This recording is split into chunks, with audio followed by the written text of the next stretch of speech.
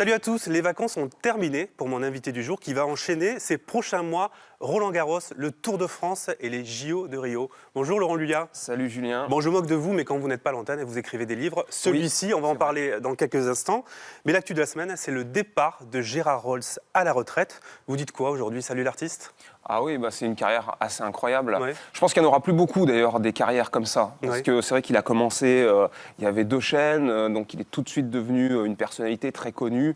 Et puis il a fait tellement de choses, Gérard. Moi je dis toujours, c'est celui quand j'étais gamin qui m'a inspiré. Qui vous a donné envie? Oui, parce que c'est surtout son aisance, en fait. C'est-à-dire que ce gars-là, il pouvait se passer n'importe quoi. Au contraire, ça le faisait marrer, il en jouait, il était hyper à l'aise. Et moi, je me suis peut-être inspiré un petit peu de lui. Il a 69 ans, vous en avez 48. Vous espérez la même longévité sur le service public, Laurent? Je sais pas, Ouais. je sais pas. Ça, on verra. Hein. J'ai pas envie de dire à mon âge quand est-ce que j'arrêterai. On verra bien. D'accord. Alors, suite au départ de Gérard, est-ce que ça veut dire que pour le Tour de France de 2017, vous allez récupérer l'émission Vélo Club?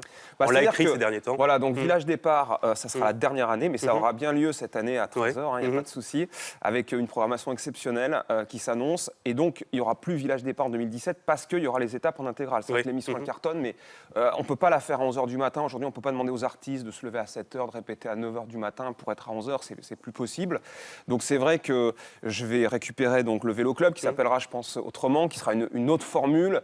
Où émission on reviendra sur les une autre Voilà, formule. exactement. Alors, et puis Village Départ, ce que je souhaite, parce que maintenant c'est à la direction de France 2 de prendre la décision de garder Village Départ, qui aura un autre titre également, qui irait jusqu'au journal de 20h, c'est-à-dire qu'on finirait la journée par les variétés, la fête, les défis, etc. juste avant le JT. Et juste avant le JT, et c'est aussi dans l'ADN du Tour de France, parce qu'il y a la course, mais il y a aussi les régions, le patrimoine, la chanson, ça a toujours été le cas sur le Tour de France, et j'espère qu'on arrivera à convaincre la direction de France 2. Alors l'actu de la semaine, c'était aussi le départ de Daniel Bilayan, le patron des sports. Voilà, il prendra sa retraite à la fin de la saison.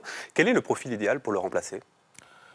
Alors là, ce qui est sûr, c'est que ça va nous faire drôle, parce que ça va faire bientôt 12 ans qu'il est à la tête du service des sports. Et je peux vous dire, quand vous avez le même patron pendant 12 ans, quand ça va changer, ça va nous faire une drôle d'impression. C'est une nouvelle génération qui doit prendre la relève de ce poste-là, France Télévisions?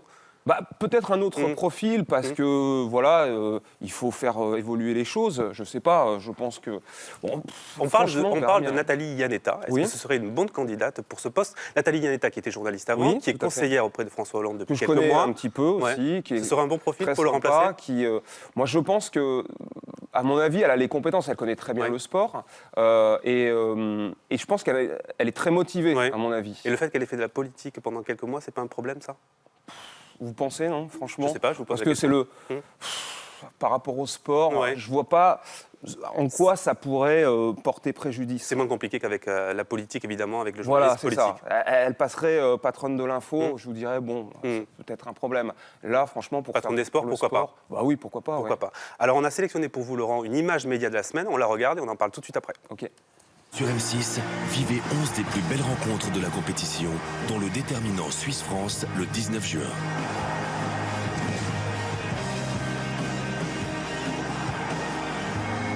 Soutenons l'équipe de France pour atteindre la finale de l'Euro au Stade de France le 10 juillet en direct sur M6. Pour être derrière les Bleus, il faudrait être devant M6. Donc il faudra être devant M6 ou devant TF1, mais pas devant France Télévisions. Non, regrettez. C'est comme ça. Ah bien sûr, parce que c'est vrai que pendant le mois de juin, on va être un petit peu down. Mais enfin, on a Roland-Garros, après on a le Tour de France. Et les Rio. Et les JO, et les Jeux paralympiques. Donc on a un été qui est absolument fabuleux. Mais cette privatisation des droits sportifs hyper important, c'est inéluctable. Aujourd'hui, France Télévisions n'a pas les moyens de s'offrir ce genre de compétition. Non, il faut faire avec. Il faut faire avec. La Coupe du Monde de foot, c'est un peu la même chose. On l'a faite en 2010, ça a été extraordinaire. Maintenant, ça devient quasiment impossible. Mais bon, il y a un budget. Bon, on va se consoler, Laurent, avec votre livre. Voilà. Votre une livre, très bonne idée. c'est sa spéciale Euro. C'est le 3e numéro de la collection, avec énormément d'anecdotes. La plus dingue, c'est une finale qui est tirée à pile ou face, c'est ça? Oui, c'est ça. Depuis 1960, je raconte donc tous les euros, depuis la création. Et en 68, c'est en Italie. Vous savez que les tirs au but n'existaient pas. Donc en demi-finale, Italie-URSS, Match nul, ils ne savent pas comment faire. On ne peut pas rejouer le match parce qu'il y a la finale 3 jours après. Donc l'arbitre convoque les 2 capitaines dans le vestiaire et ça se joue à pile ou face. Et l'Italien choisit face, ça tombe sur face. Et là, comme on est à Naples, ça se joue en Italie, il remonte les escaliers du vestiaire et il entre dans le stade. Il y a 70 000 personnes qui attendent le verdict. Et là, il lève les bras comme ça. Et là, tout le monde sait que l'Italie est en finale. Vous êtes tout seul à bosser sur ce genre oui, de tout livre, à fait, tout à fait. C'est votre activité principale quand vous n'êtes pas à l'antenne, c'est ça? Vous écrivez? C'est vrai que j'aime bien. J'aime bien écrire des livres. J'aime bien le côté historien du sport, entre guillemets, sans prétention. Mais là, il y a tellement d'anecdotes. Puis en plus, souvent, le sport rejoint aussi la grande histoire, la politique, la géopolitique. On le voit d'ailleurs en 92, quand le Danemark gagne, et repêché. Les Danois sont en vacances, en short, en maillot de bain. Et la Yougoslavie, qui a complètement explosé avec la guerre, est exclue de l'euro. Les Danois sont repêchés une semaine avant. Ils arrivent avec leur pack de bière, leurs épouses, etc. Et finalement, ils vont jusqu'au bout et ils gagnent. C'est quand même assez fantastique, ça. Cela se vend bien, ce genre de bouquin? C'est une activité lucrative quand on est journaliste comme vous à France Télé ou... Je ne fais pas ça pour l'argent, pour être franc avec vous. Je fais ça par passion. C'est vrai que le premier coup du sport, on a vendu 15 000 exemplaires pour un livre comme ça. C'est pas mal.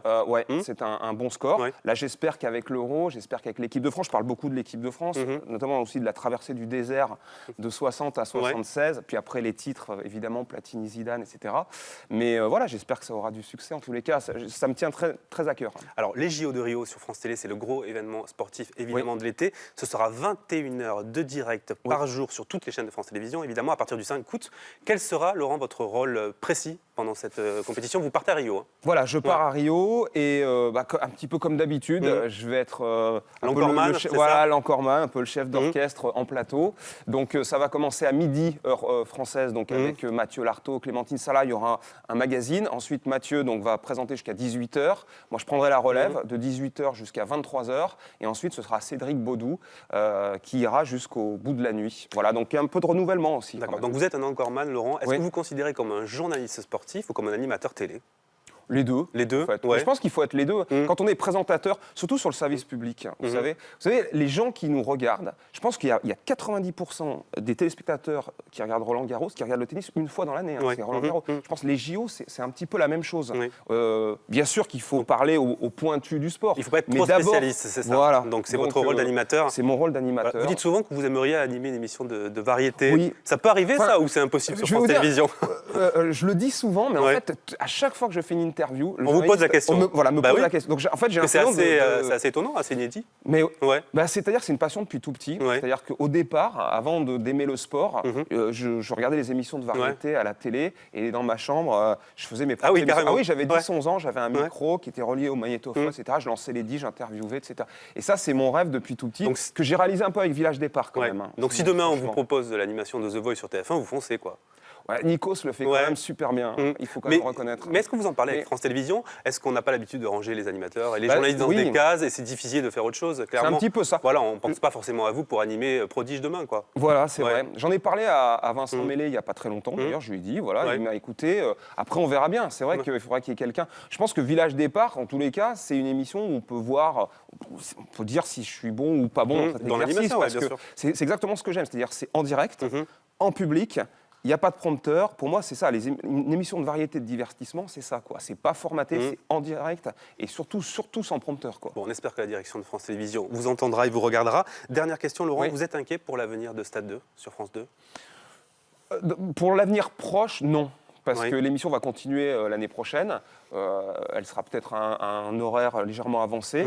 Donc après, ça devient compliqué parce que c'est vrai qu'aujourd'hui, les gens, ils ont tous les résultats. Enfin, ils viennent plus pour voir les résultats.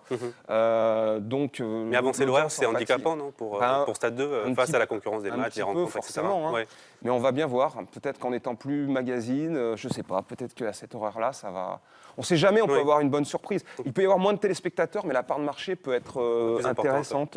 Donc ce sera testé à partir de la rentrée prochaine. Du mois de septembre. Un horaire avancé. Merci beaucoup Laurent Luat d'avoir participé à Julien, cette interview. On rappelle votre bouquin qui est disponible dans toutes les bonnes librairies, évidemment. Voilà. Et on vous retrouve à partir du 16 mai sur le cours central de Roland Garros. J'imagine que votre rôle sera toujours... Voilà, sur la terrasse, effectivement. Toujours le même. Exactement. Voilà, perché à quelques mètres de hauteur. Avec Raphaël Nadal. On fêtera ses 30 ans à Raphaël Nadal cette année. D'accord, on vous suivra évidemment. Merci beaucoup. Dimanche, Thomas Hugues reçoit dans Medial Mag à 12h35 André Manoukian, qui est évidemment le juré de nos Nouvelles Stars. On va parler de l'émission qui s'est terminée cette semaine. C'est à 12h35 sur France 5. Salut à tous et bon week-end.